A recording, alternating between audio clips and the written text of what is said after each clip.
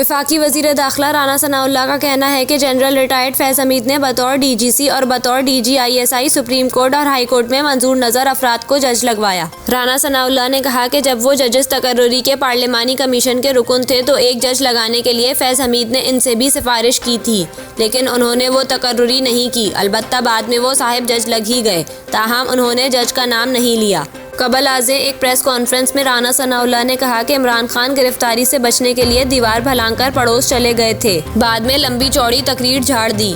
Police Imran Khan को गिरफ्तार करने नहीं, अदालती हुक्म से आगाह करने गई थी। इमरान खान की गिरफ्तारी का शौक नहीं, जिस दिन गिरफ्तार करना हुआ गिरफ्तार कर लेंगे।